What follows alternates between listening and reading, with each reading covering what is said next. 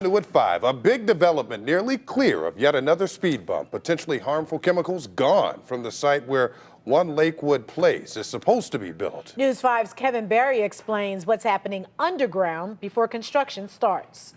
6 acres is a lot of space to sit empty, especially when a $140 million project is supposed to be built right here.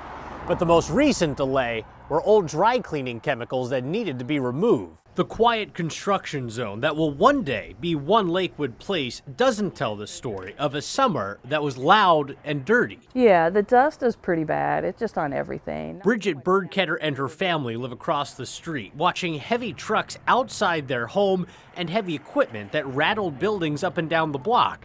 Then, in September, workers found dry cleaning chemicals in the ground. Well, I wasn't scared or anything, but that's when we realized it was going to take a lot longer with the construction deconstruction than they planned on. Over at City Hall, it was disappointing that we found the unexpected issues, but it's not uncommon. Bryce Sylvester handles planning and development in Lakewood, and he says regulations over dry cleaning chemicals weren't made until the 1970s. He thinks the chemicals they found were there since the 50s.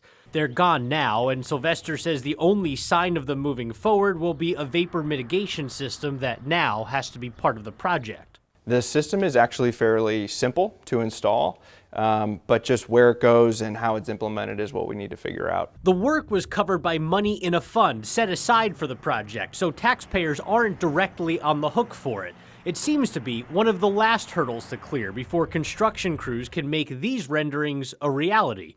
Plenty of office space and residential units will put hundreds of people just a few blocks away from an already thriving downtown Lakewood district.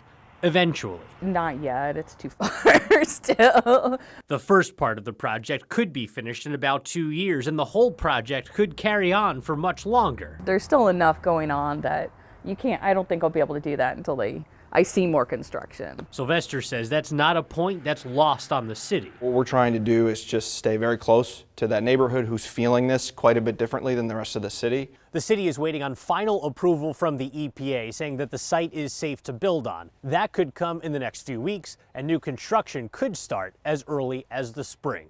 In Lakewood, I'm Kevin Barry, News 5.